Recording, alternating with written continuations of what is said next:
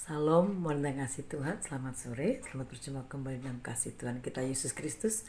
Mari kita akan berdoa terlebih dahulu. Bapa di dalam surga, terima kasih untuk kasih-Mu yang masih Tuhan beri bagi kami.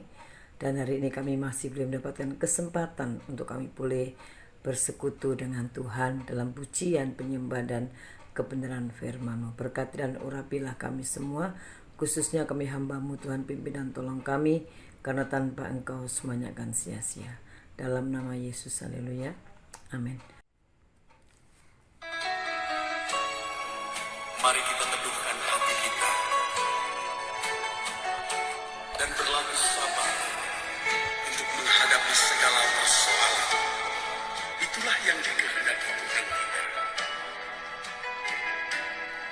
Sabar dalam susah sukarmu, sabar,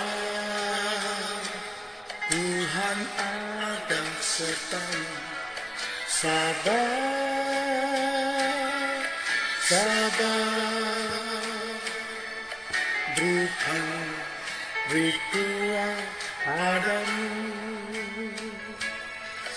Sabar dalam susah sukamu, sabar, Tuhan ada sertamu.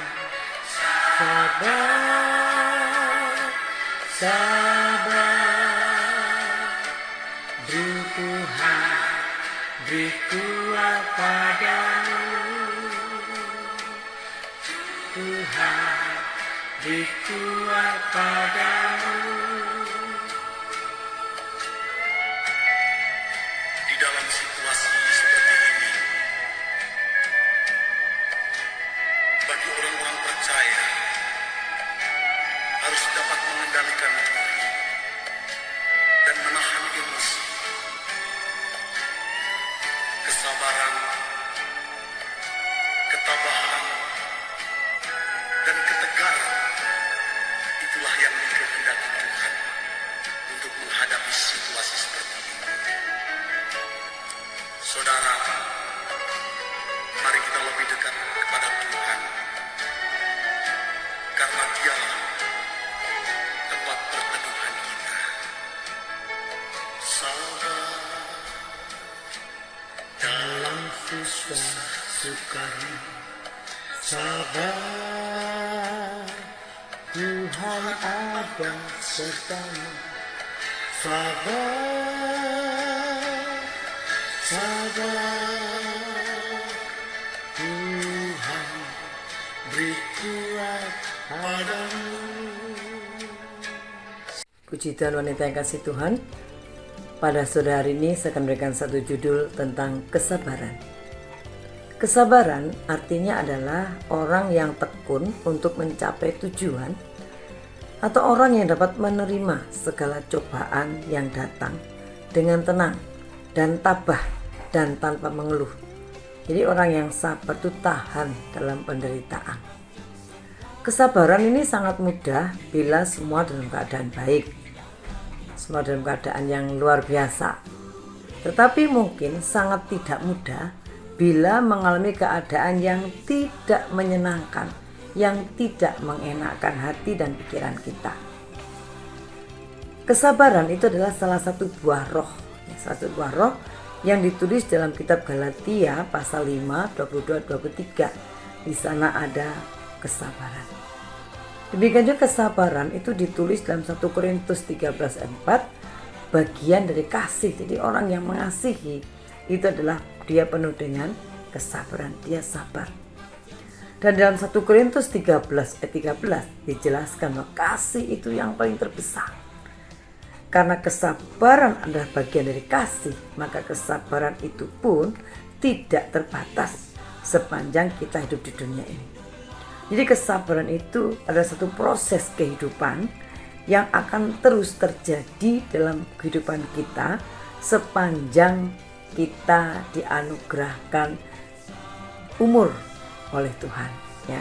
Jadi kesabaran itu akan terus ada dalam kehidupan kita, dan kuasa Roh Kudus yang akan memampukan kita untuk tetap dapat hidup dalam kesabaran. Tetapi seringkali kemanusiaan berkata bahwa kesabaranku sudah habis. Itu adalah kita, kedagingan kita. Kesabaran kita habis. Kesabaran kita sudah tidak mampu lagi. Tetapi ketika kita di dalam Tuhan dan mengerti akan kehendak Tuhan, maka kesabaran itu pun harusnya tidak terbatas dalam kehidupan kita. Hidup dalam kesabaran itu harus tetap menjadi bagian kita. Saya katakan mengapa? Karena selama kita hidup itu kita akan menghadapi berbagai macam masalah atau persoalan yang akan menimpa dalam kehidupan kita. Mau tidak mau, siap atau tidak siap, kadangkala masalah itu menjadi bagian kita. Untuk itu mari kita belajar bersahabat dengan masalah-masalah yang datang dalam kehidupan kita. Yang pertama adalah kita harus sabar dalam menanggung penderitaan atau ujian atau cobaan yang datang menimpa hidup kita. Yang pertama adalah kesabaran dalam menanggung penderitaan atau ujian, cobaan yang menimpa dalam kehidupan kita, sakit penyakit, rumah tangga yang tidak harmonis, pekerjaan yang mempengaruhi ekonomi yang semakin merosot dan sebagainya. Dalam Roma 12 ayat 12 mari kita buka. Dalam Roma 12 ayat 12, bersukacitalah dalam pengharapan, sabarlah dalam kesesakan, dan bertekunlah dalam doa.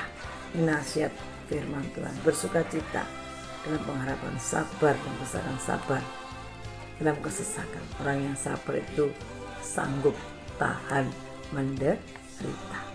Dan di sana diikuti dengan tekun dalam doa. Orang yang sabar, dia tekun dalam doa. Dan seandainya dalam kehidupan orang yang sabar terjadi sesuatu kekhawatiran, maka dalam Filipi 4 ayat 6 bisa dinyatakan, janganlah hendaknya kamu khawatir tentang apapun juga, tetapi nyatakanlah dalam segala hal keinginanmu kepada Allah dalam doa dan permohonan dengan ucapan syukur. Jadi orang yang sabar, dia mampu untuk menyatakan semua keinginannya itu di dalam doa dan permohonan ucapan syukur. Nah, ini adalah orang yang sabar. Contohnya Naomi dan Ruth, bagaimana mereka melewati hari-hari mereka tanpa suami, hidup dalam kemiskinan, mereka dapat melewatinya dengan baik. Dan bahkan Ruth yang orang yang bukan mengenal Allah, tetapi dia mampu menerima kasih karunia Allah dalam hidupnya melalui Naomi, sehingga dengan kesadaran pribadi dia rela hidup mengabdikan diri pada Naomi yang sesungguhnya setelah manusia tidak ada harapan. Tetapi Ruth dengan kesabarannya, dia mau melayani Naomi, dia bekerja untuk Naomi. Kesabaran. Yang kedua adalah kesabaran dalam membangun hubungan dengan sesama. Dalam hidup manusia itu pasti ada gesekan, ada masalah, karena tidak ada manusia yang bisa disatukan secara sempurna, ya. Suami istri yang disatukan pun itu tidak dapat bersatu-satunya, gitu ya. Pasti ada gesekan-gesekan, perbedaan-perbedaan yang terjadi, apalagi dengan orang lain, ya. Untuk itu firman Tuhan mengatakan dalam Kolose 3 ayat 13, 12 dan 13, Kolose pasal 3 12 sampai 13 demikian. Karena itu sebagai orang-orang pilihan Allah yang dikuduskan dan dikasihinya, kenakanlah belas kasihan, kemurahan, kerendahan hati, kelemah lembutan, dan kesabaran. Sabarlah kamu seorang terhadap yang lain, dan ampunilah seorang akan yang lain apabila yang seorang menaruh dendam terhadap yang lain. Sama seperti Tuhan telah mengampuni kamu, kamu perbuat jugalah demikian. Jadi kesabaran dalam membangun hubungan dengan sesama ini sangat penting, ya. Kesabaran kepada orang-orang buat kita jengkel, marah, tersinggung, ya, merugikan kita, menyakitkan kita. Di sini firman Tuhan mengatakan sabar dan ampunilah. Jadi kesabaran ini ditunjukkan dengan mengampuni sesama kita. Kalau yang pertama kali tadi kesabaran dalam bersukacita dalam penderitaan. Yang kedua adalah kesabaran dalam membangun hubungan bersama ini direalisasikan dengan mengampuni. Jadi kita harus sabar dengan mengampuni orang yang bersalah pada kami. Tuhan Yesus mengajar pada kita berapa kali mengampuni? 7 kali 70 kali. 7 kali 70 kali. Artinya tidak terbatas. Pengampunan yang tidak terbatas yang akan terus kita lakukan setiap hari. Contohnya adalah Yusuf dan Daud. Meskipun Yusuf disakiti saudara-saudaranya, tetapi dia sanggup mengampuni saudara-saudaranya, bahkan berbuat baik kepadanya. Demikian juga Daud, meskipun Saul sangat membencinya, tetapi Daud tidak pernah membalas kejahatan Saul, tetapi Daud membalas kejahatan itu dengan kebaikan. Ada pengampunan di sana. Jadi ini adalah sabar. Orang yang sabar itu sanggup dan bisa mengampuni sesamanya. Nah, apakah manfaat hidup dalam kesabaran wanita? Manfaat di dalam kesabaran yang pertama adalah dengan kesabaran kita mendapat kesempatan untuk dapat menguasai diri dan dapat bertindak bijaksana dan dapat mengoreksi diri sendiri. Jadi kesabaran yang kita miliki itu akan membuat kita mendapatkan satu kesempatan untuk dapat menguasai diri kita. Kita dapat bertindak bijaksana dan kita dapat mengoreksi diri. Kenapa ya? Itu ya. 2 Timotius 4 ayat 5. 2 Timotius 4 ayat 5. Tetapi kuasalah dirimu dalam segala hal, sabarlah menderita, lakukanlah pekerjaan pemberita Injil dan tunaikanlah tugas pelayananmu. 1 Petrus 4 ayat 7. Kesudahan segala sesuatu sudah dekat, karena itu kuasailah dirimu dan jadilah tenang supaya kamu dapat berdoa. Jadi dengan kesabaran yang kita miliki, kita dapat menguasai diri kita. Di sana kita bisa berdoa, di sana kita bisa tenang, dan di sana kita bisa mengoreksi diri kita sendiri. Ya, itu adalah dalam kesabaran.